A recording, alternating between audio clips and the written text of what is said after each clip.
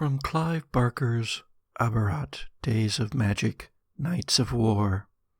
Here is a list of terrible things: the jaws of sharks, a vulture's wings, the rabid bite of the dogs of war, the voice of one who went before, but most of all, the mirror's gaze, which counts us out our numbered days. This is Gothic.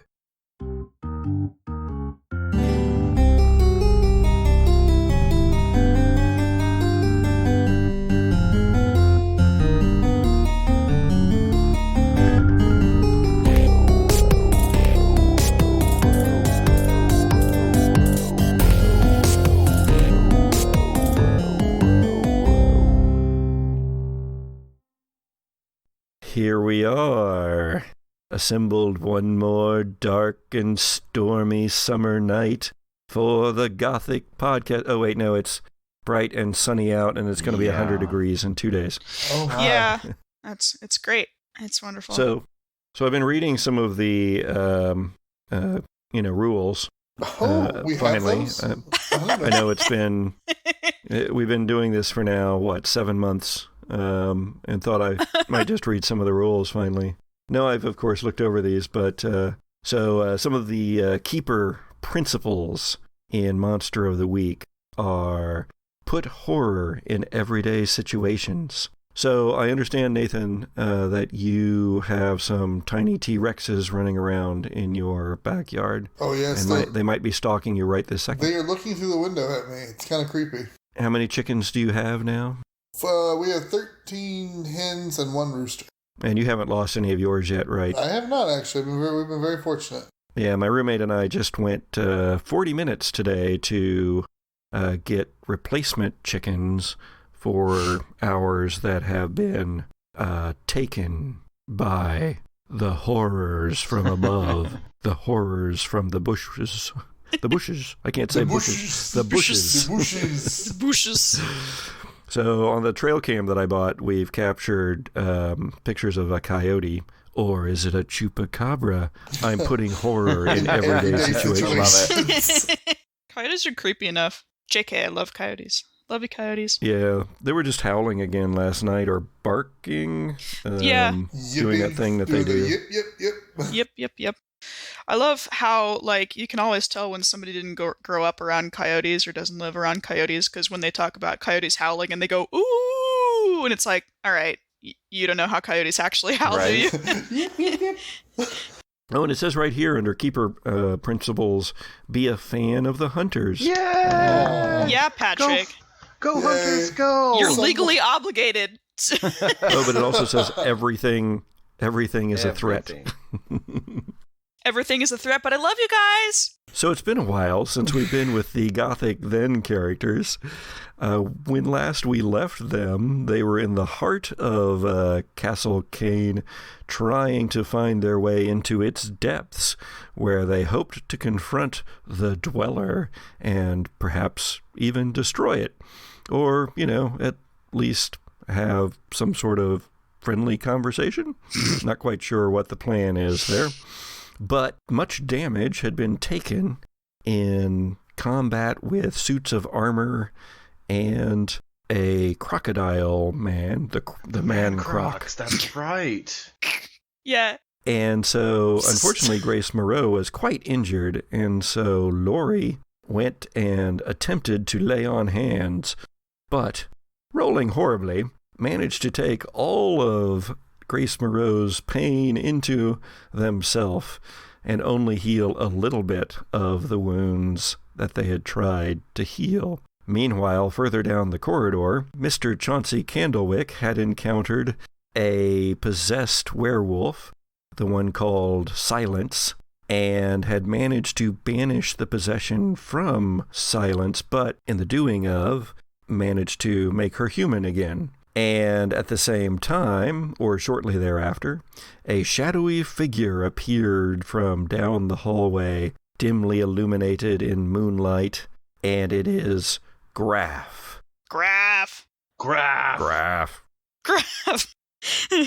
Lazarus Caine's servant, the tall, menacing Graf. A tall, menacing Graf. but not bulky. He is dressed in very natty clothes. He's wearing a pretty nice jacket that looks just like the one that Mr. Chauncey Candlewick wore when he first came into Castle Caine. Oh my god. Awesome. Oh, this asshole. Just blatantly stealing his At least clothes. it wasn't his hat. Yeah? Can you imagine Graf with that hat? So that is where we pick things up. Lori is actually on the ground, writhing in pain, trying to get a handle on that. Not unconscious, I don't believe. Grace Moreau, what do you do? I can't recall if I already tried healing Lori. Do you guys remember if I tried that? You did not. With my little papers, my Listerine papers? Right. Yeah, you did not. I am gonna rip off like 3 of them and stuff them into Lori's mouth. 9. Yes, 9. So 9 is good. You shove one of the pieces of paper into Lori's mouth. It sizzles away. Lori, you get 1 harm back. Still at 4. Still unstable. Did you want to roll for those second and third strips there? That one was also a 9. Same numbers, different dice. Now, for those 9s, though, there is a glitch. The effect is weakened. The effect is of short duration. You take 1 harm, ignore armor. The magic draws immediate unwelcome attention. It has a problematic side effect. Problematic side effect would be interesting. It Always is. the fun one. Because it's so vague. All right, you want to go ahead and roll for the third one? Oh, yeah. That is a 11. Oh, Oh, oh my. nice. So that one works without a glitch.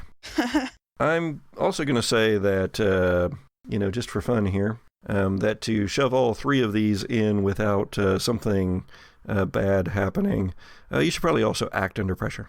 Oh, good. Okay. Ooh. I'm just piling on great. the rolls Just here at the beginning of this you're episode. You all- always make me roll so many cool, and none of my characters are cool. See, I just rolled a 5.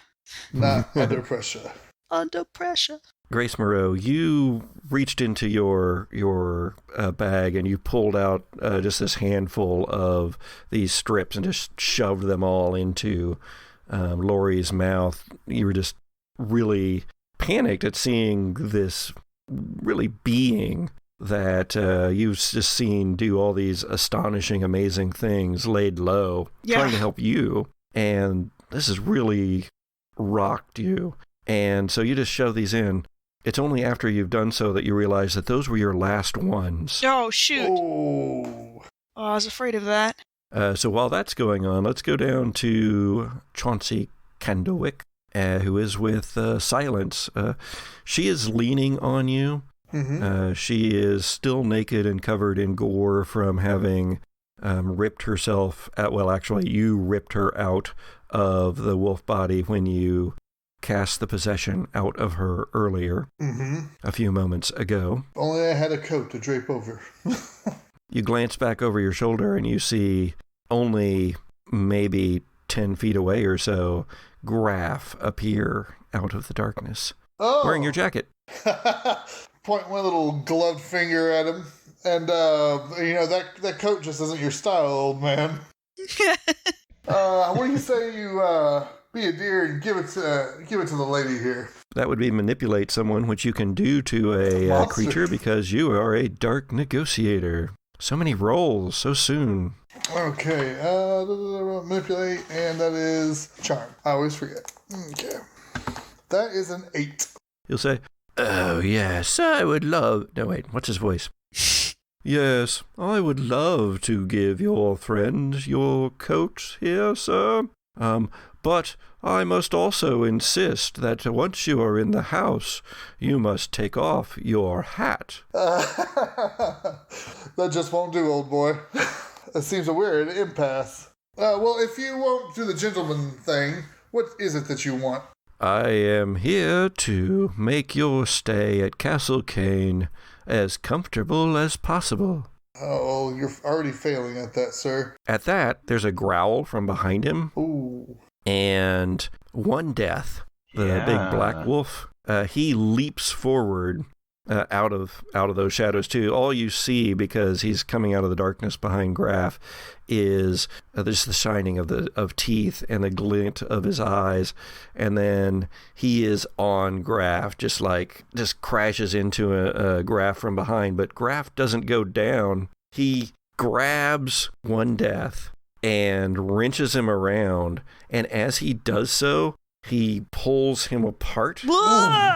Ooh. But what happens as he pulls him apart is the wolf body goes one direction, and the human body that is actually, One Death's human form goes the other.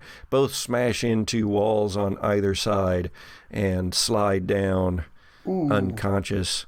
Well, the wolf part is just a pelt, but the human part is unconscious. Okay. And Graf turns back around, and he doesn't even break stride, and he says, "And to make your stay most comfortable, I believe you should rest." This butler just ripped a werewolf in half. I'm very unhappy about it. "Come with me to your resting chambers." And he holds out a hand. The long rest. I'm half tempted just to go with him. Yeah. Can I see my companions from where I'm at? Yeah, if you glance back, you can see them. They are 20 or 30 feet away. I'm going to talk to this fiend. Before I agree here or there, where is your master, Graf? Master Caine is indisposed at the moment. He is in conference, sir. Silence. How's she doing? Stunned, but coming back to herself slowly. But it hasn't been that long. While Chauncey Candlewick is considering how best to negotiate with Graf, the servant, Lori, you're starting to feel better and better. Yeah, that puts me at 2, so does that bring me back to stable as well? You're back to being okay, although you are still suffering from intense pain. All right.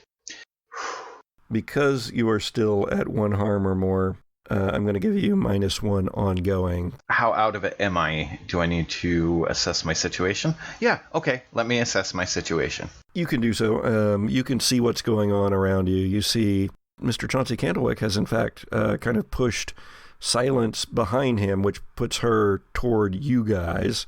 And he is now facing off against these two tall, thin figures, but Graf is still taller than Chauncey. And they are faced off, apparently in conversation about articles of etiquette. Grace is kneeling next to you. You assess your pains, and you are able to start getting them under control a little bit better, but they're still enough to make you a little bit not quite all there. Do I notice the altercation between Graf and the wolf with One Death? That was kind of violent, and it was sudden, but you would have been able to see that. It may feel almost like a hallucination or a dream to you, but yeah. Okay. Then I am going to go with, I notice the danger. I want to protect Silver and back up Chauncey. So I'm on the move. I'm like, Grace, we've got to help. Roll act under pressure. Oh. 7. Okay. Here's the thing. The magic of the healing strips of the healing Listerine that Grace Moreau just put into your mouth have caused your own innate magics to conflict with this human magic that is now interacting with your system. It's going to be a little problematic here for a little bit. And so when you start heading that way, here's your choices of things that might happen. I love choices. First of all, your angel wing fires off. So you either teleport well beyond them down the hallway, or you teleport back into town, or you teleport somewhere randomly inside of the castle. Oh, man. Well beyond them. Okay. You angel wing. There's the smell of cardboard and lace.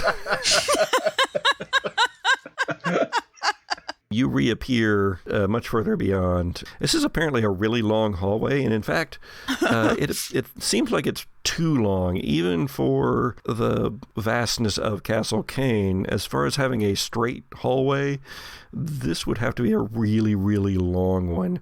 So something's not right, but you are still in the same hallway. You can look back and see them, but you materialize amid some rubble and such and kind of stumble over that. Also, you're far enough down now that you do see the end of this hallway where it goes to a T intersection. And from around the corner of that, you hear growls and yips and tearing and hellfire. And it's pretty clear that the remaining werewolves are in battle with probably the hellhounds just around the corner. Grace. I was going for a cuirass when the armor attacked us. You managed to crawl over to it and put it on, and then and then Lori came over and healed you for another harm. Can I also pick up the big sword that the other armor was using and have that as well? Certainly. And then I'm going to start stumping off down the hallway towards... And Lori just disappeared. You don't know if they evaporated or what. Yeah, so what's going on in Grace's head is like, all right, don't know what happened to Lori.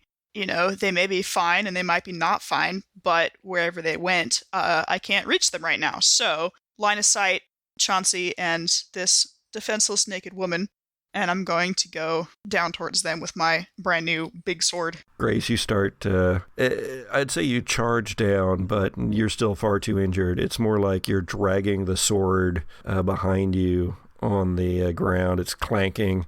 I've got my point low, you know. It's okay, the point's already broken off. And you're ragged and tattered clothes, and you got the cuirass on, covered in blood and sweat and probably some moss from the from the crocodile moat. Guys. I feel bad. Chauncey, what are you trying to accomplish here? What's your goal? Just to keep him talking, or? All right, so I'm worried about the people who are hurt, who are human, obviously human.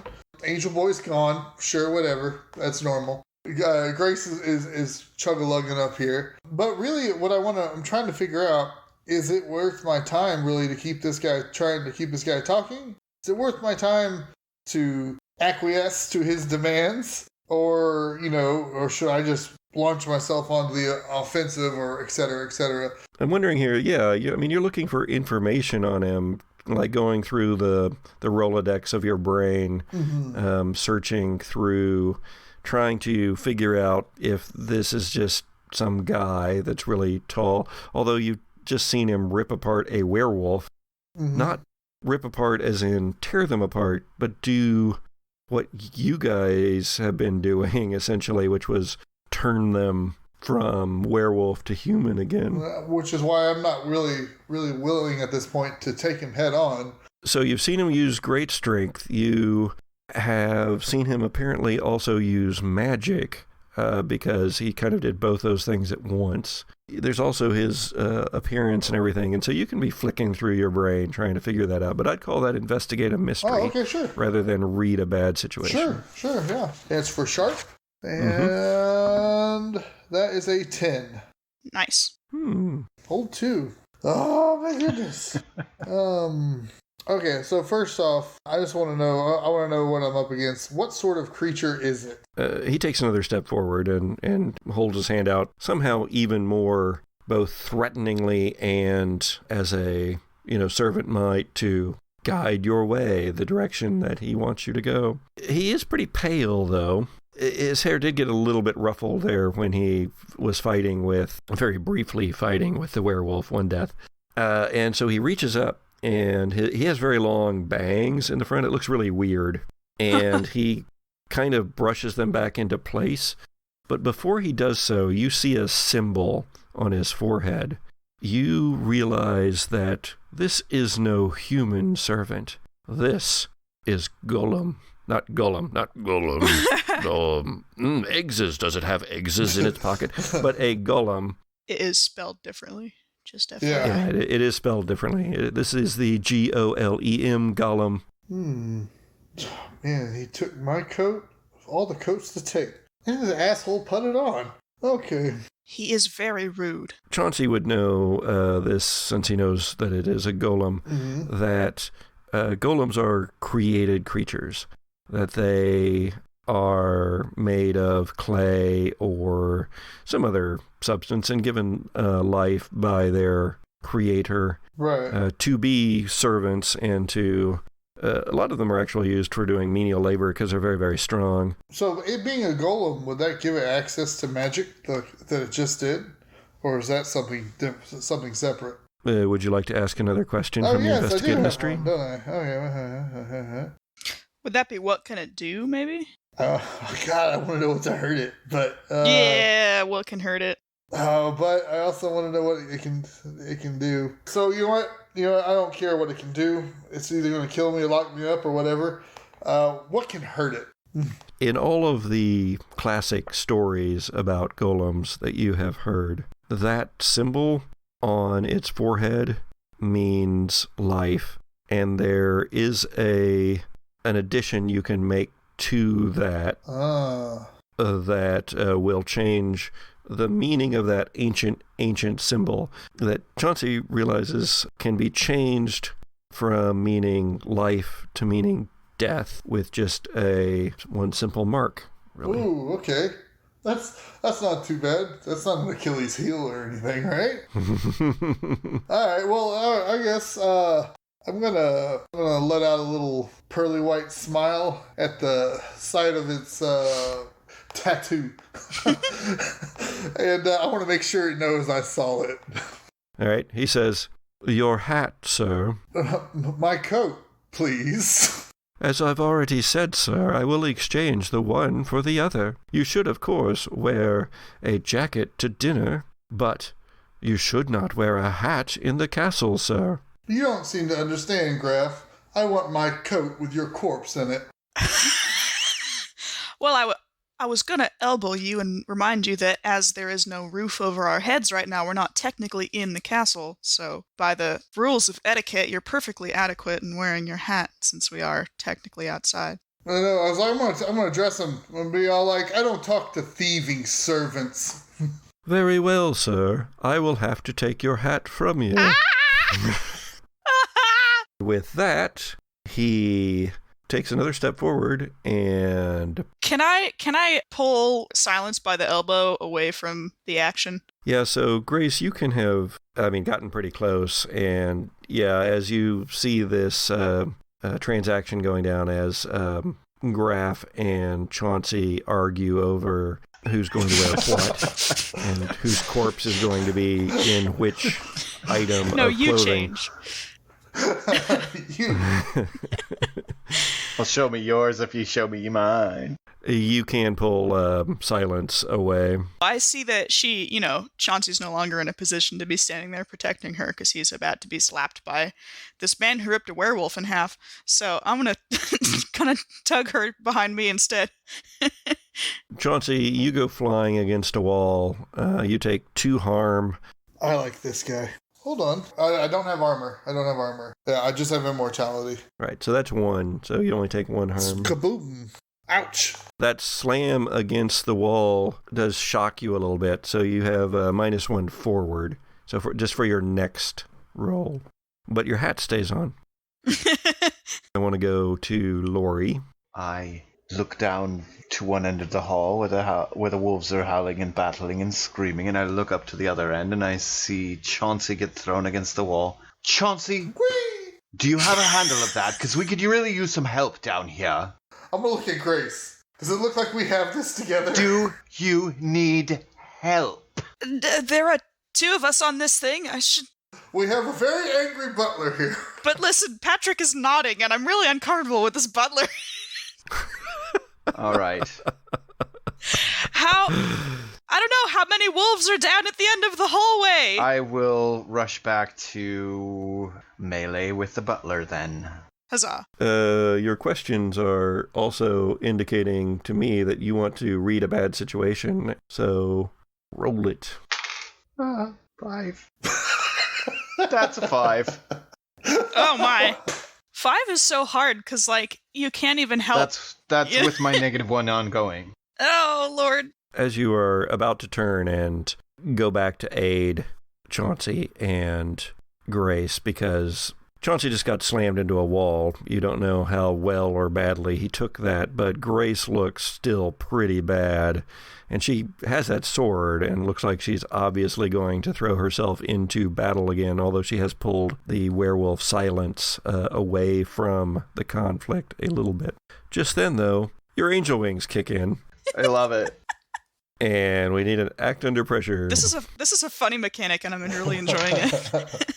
Okay, well, that's at least an 8, so with the -1 ongoing, that's a 7. Here are the things that might happen. Dear God. I'm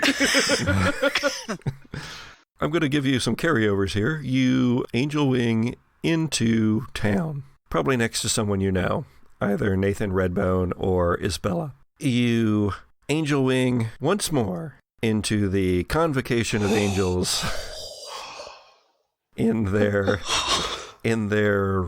rose-petaled heights. Or you appear somewhere randomly in the castle. Oh, no. You're good. You're good, Patrick. You always make me hate my choices. You're good.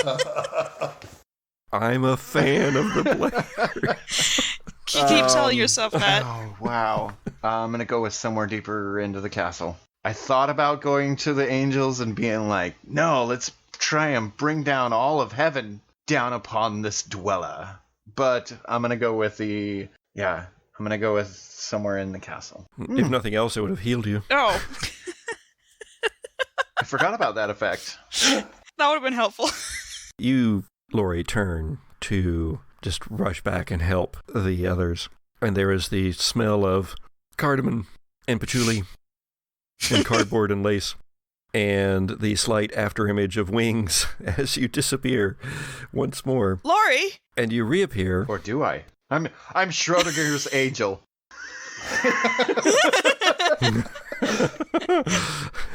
You reappear in a room you've never been in, but it smells musty and damp.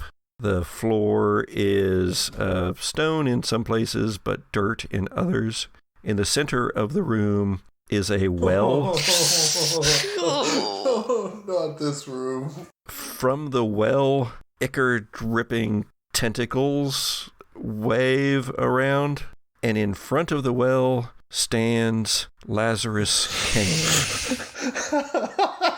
Would I also recognize what this marking meant on Graf's forehead? Well, would you? I don't know. Maybe. My sect has... Because he has pushed his bangs back over the symbol. You were probably too far away to have seen it where you were. Then I'll, I guess, lift the tip of my sword and get into a fighting stance and just... I'm mostly intending to get to defend Silence because I'm gonna, I think, let Chauncey take the lead on this one because he seems a little more impassioned about the theft of his coat and just kind of intend to be like, thus far and no further. Silence leans in and says, "Where is my pelt?" Well, I don't know.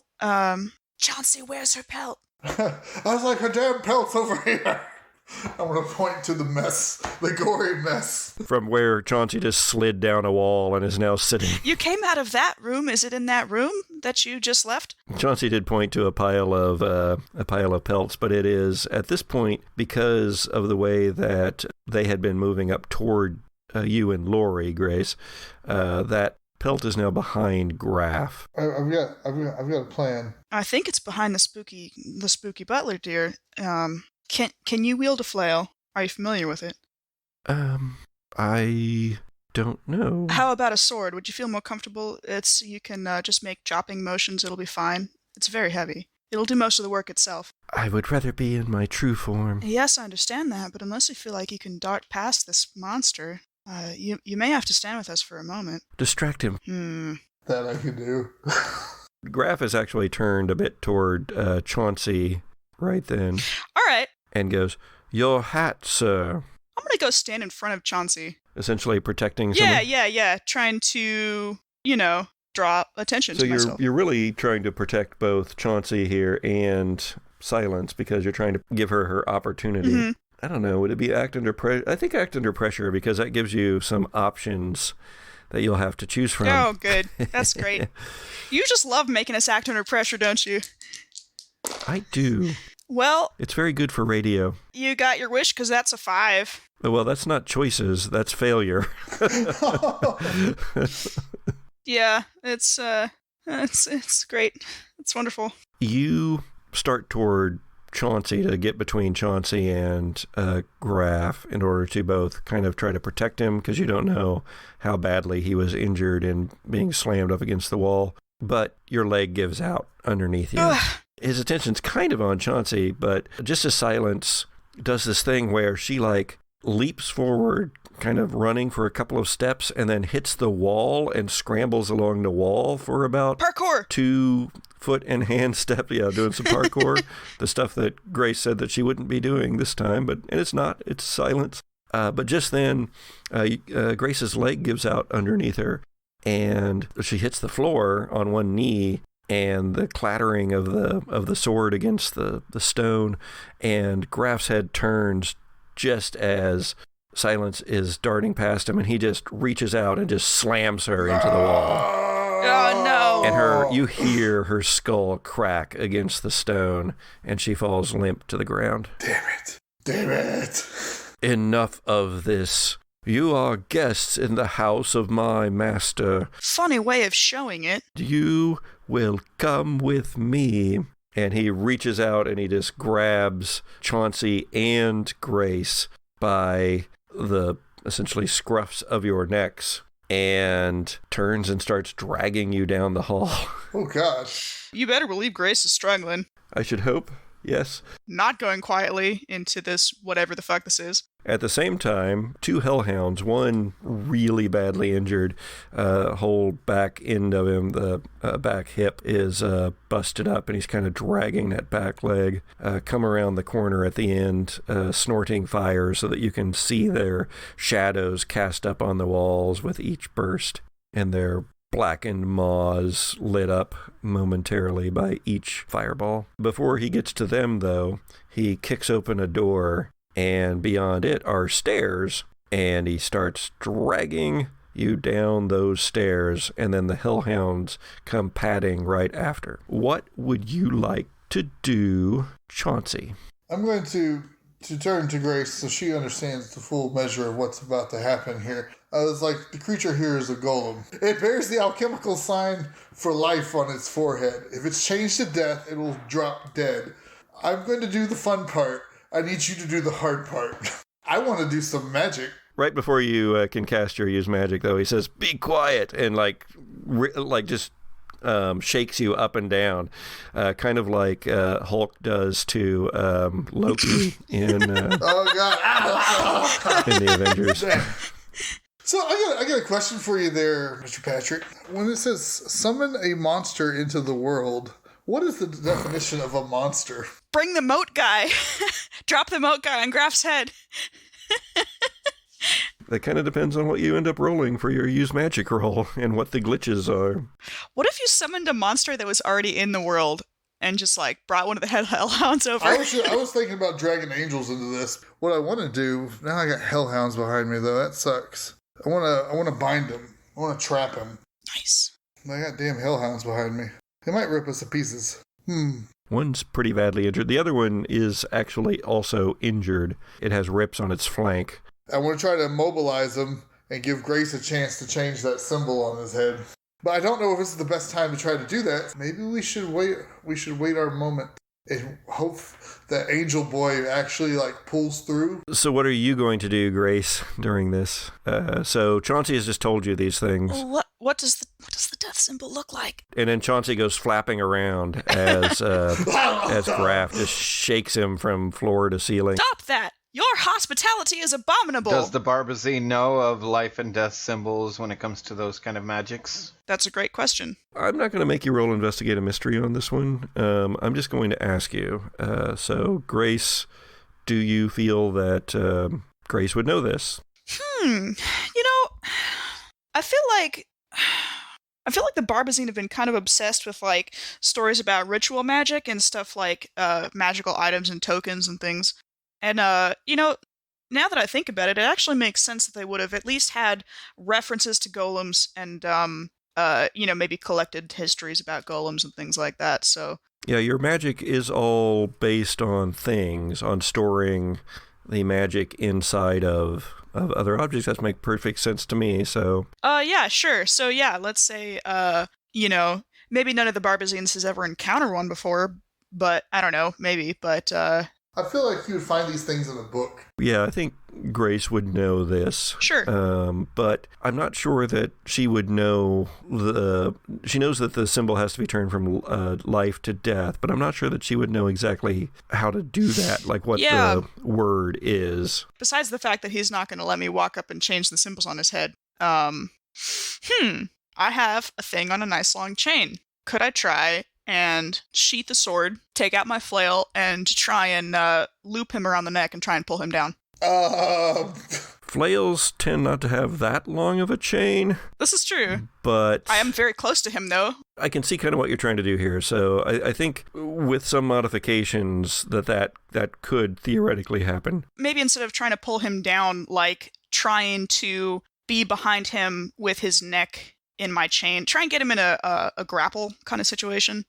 Yeah. Act under pressure. You just love making me act under pressure. It's a 6. Chauncey, help me out! I guess I could help her out by flailing. Knock him off balance! I'll try. Why not? What are you thinking you might be able to do to help this? I'd want to try to get his attention. Probably, I have unholy strength. I probably would just try to box the crap out of this guy and start flailing around. If I might, you are being tossed, like up and down. How about if you grabbed a hold of the ceiling? Oh, yeah, that would do it. I would try to do that. He is strong. I am also strong. So what are you going to try to do? Anchor myself in place, whether on the ceiling, on the wall, whatever. And basically, and grab hold of that hand that's holding me, pull him in a different direction. Okay. So I shall do this on a cool, and that's 6. Mark experience. Okay, goodness. So, Chauncey tries to get some support. He tries to grab the wall or the ceiling or anything, and he has this immense strength. He gets a hold of this big chunk of ceiling, and it just brings down like several big chunks of rock and stonework out of the ceiling. Bits and pieces of this hit you, Grace, and one big chunk. So 1 harm from that to Grace and to Chauncey. That is not armor defeating. However, it does cause Grace to pass out since she is already terribly injured. And so both of her weapons, the flail and the sword, drop from her limp hands. No, I sheathed the sword. Please let me keep something. And Chauncey... No, I want to keep my sword. I tried. Oh. And Chauncey, your hat is knocked off. Oh. That is not good. Oh. That is not good at all. Then he just keeps dragging you down the stairs. Whoa, No. Okay, down to Lori. Oh boy. Okay. Lazarus. I should have expected. Now, how do we stop this? Or would you rather die now? Lazarus Caine rises up 2 feet off of the floor as one of the tentacles that is embedded into his back lifts him up. And the voice that comes out of Lazarus Caine's mouth when that mouth opens is not Lazarus Caine's. It is something bigger and darker and older and much, much meaner. And it says, "Glory of the angels, come down from the heavens. What did you do, glory of the angels, to find yourself here on earth?"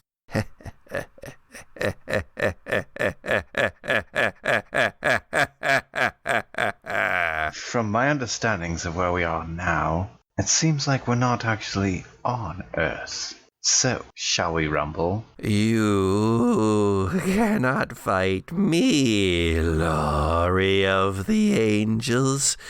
You don't have what you need. Not even your pretty little whip. No, you need something more nasty than that, don't you? And with that, one of Lazarus Caine's arms, flops around. It sort of makes a symbol in the air, and your razor whip goes flying across the room. God damn it. No, the coolest weapon in the whole campaign. I know, right? That weapon is so sweet. Am I going on the right track by having an inkling of what this creature is talking about? You can suspicion whatever you like. Or you can roll Investigate a Mystery and ask what can hurt it. Oh, okay. Oh, that's good. 7. What's your question? Damn, I always loved that one, but because of what it said I needed, what can hurt it? If it's the spear, I will smack you.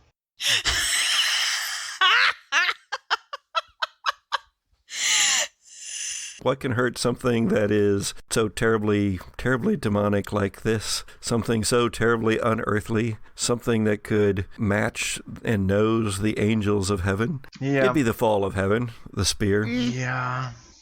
Damn it. What'd you do with that, buddy, after putting it in my chest? Well, what did you do with it? Because it was in your chest. I'm like, ah! The door to this room, which is this old, warped thing that is more or less half the time frozen into its place because of the damp, it smashes open and Graf walks in, dragging behind him the unconscious form of Grace Moreau and the hatless form of Chauncey Candlewick. Laurie, what do you do? How much do I realize the difference in Chauncey without the hat? Because Laurie doesn't quite understand. Grace has an inkling, but Laurie doesn't really have an understanding of what's going on with the hat. I'm wondering how much Laurie knows. Right. Chauncey looks weird without the hat because he always is wearing it. I mean, do you? Because early on, there was no indication that there's been prior knowledge. Of the hat, no. The only thing that I have with Chauncey is that he was an abomination and should be destroyed, and I can't for some reason. I stabbed him with the goddamn fall of heaven. Goddamn spear! And he's still here. So there's got to be a reason, and I wonder if Laurie at this point understands that maybe the hat has a connection, his demonic past, something to do with the fall of heaven, the spear, and how I can reclaim that to try and, if I understand what's going on, use it to kill this beast. Okay. Investigate a mystery. I thought so. Oh boy. Always sharp. Oh, yay! That's a 10 even with the -1. Nice. Yeah, that's how I feel about cool. I'm literally always rolling cool. It's like, next character I make is going to have the best cool. Ever. Yeah. I don't know, I like having the tough. I will say that. Damn it. I wish there was something like, how do I get it? What's being concealed here? When you see Graf drag Chauncey into the room, you feel a flicker of hope because you were very concerned there that you were going to be torn apart by this thing before you ever had the chance to destroy it, using something you thought you had put behind you a long time ago.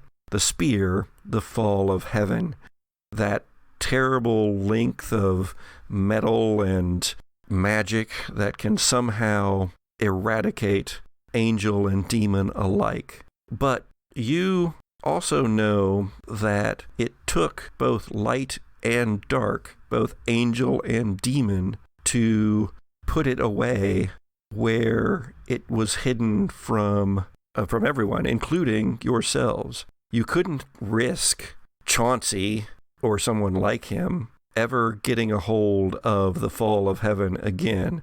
And you couldn't risk you having it either, Laurie. Or any other angel, for that matter. It had to be something that would have to be done by both the devilish and the angelic. But then your soul sinks a little bit because you realize that Chauncey's not wearing his hat. And you put the fall of heaven in the hat.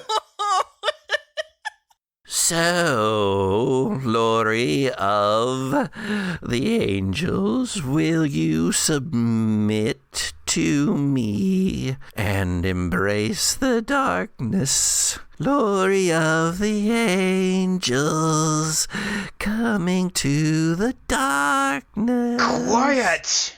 Hold on. I think I forgot something.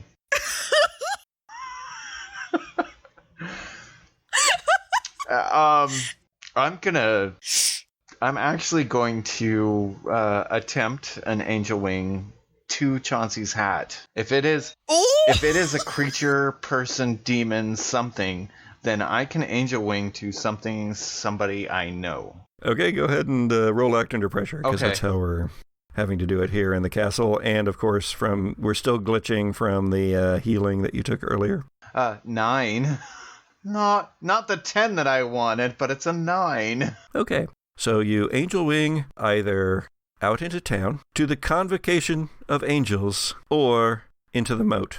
Go visit those angels. Do it. No, because they want to destroy me, because I let an abomination like you live. Well, hey, so you're working on it. You know, it's a long-term project. You know, you've had to delegate a little bit to make sure you know all the pieces come together. Oh, Lori, I'm sorry. The angels don't want to destroy you. They want you to tell them where the fall of heaven is. Oh yeah, no, that's not happening. To the moat. So you appear above the moat, several feet, and Lori, then you drop into the moat with a big splash. I love it. As and bubbles start moving toward you from the murk, several dozen yards away. And back in the room, Grace begins to regain consciousness. She just passed out for a few moments there. And the hellhounds pad into the room, one of whom is wearing Chauncey's hat.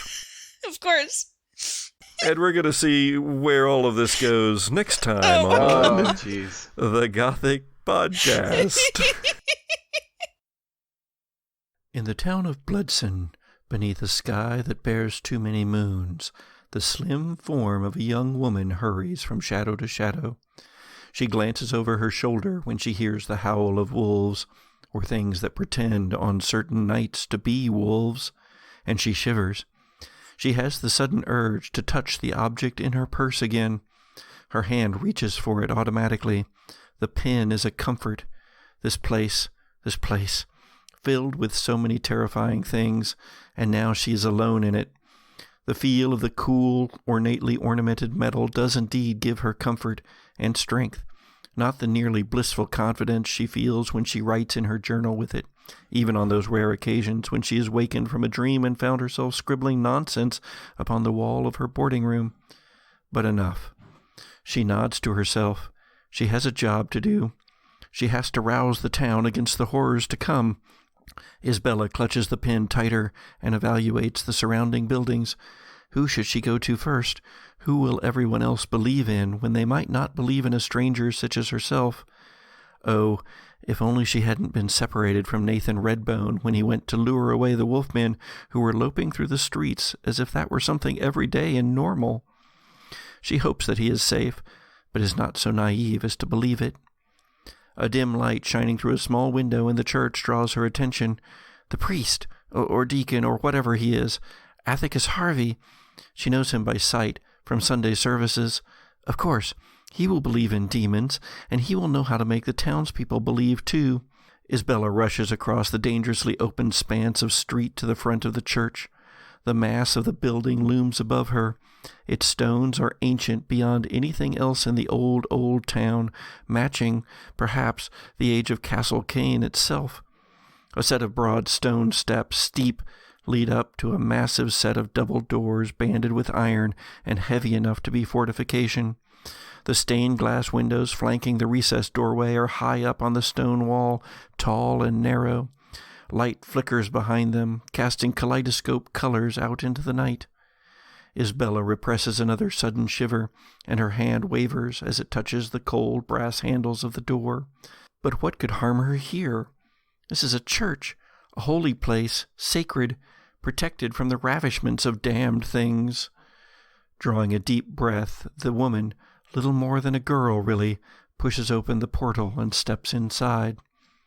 The nave of the venerable church is lofty and echoing, its heights and its walls devoured by shadow, the pews in their neat rows empty, but somehow exuding the sense of occupation, echoes from 1,000 days of worship. The light comes from the dais at the front of the church. There 2 huge lamps hang on thick chains that leak down out of the darkness above. The lamps each bear a candle the size of Isabella's stretched throat, their fitful light partially dulled by soot-stained panes of bubbled glass. The priest, Harvey, sits upon a step of the dais, leaning idly back against the altar. He flips through a large, heavy book, but looks up as Isabella enters. "A terrible night for a young girl to be out so late," he says. He does not stand, and Isabella shivers again, but forces herself to hurry up the aisles between the pews. "Father," Isabella says, "more terrible than you know. There are things out there. We've got to warn the people." Still, Harvey doesn't stand. Instead, he sets the book on the platform next to him and pats it. "This is what you've come for, isn't it?" "No, But Isabella pauses. "The book, is it?" "Howard Love mentioned you had asked about it. You have the pin, don't you?" Before she can stop herself, Isabella's hand goes to the pouch at her waist. She jerks her fingers away, but sees it is already too late. The priest picks up the book again, and now he stands. "Dear girl, you know not what you have gotten yourself into this night." "What?" "For tonight, Lazarus Caine rises, ascendant." "Lord Caine," Isabella stammers, "Lord Caine is dead. We saw it. The thing, it killed him." The priest shakes his head. "Lazarus Caine shall never die, sweet child. I am Barbazine, you see. Not that that will mean aught to you, but I have read the oldest lore, the eldest prophecies. There has never been one such as Caine before.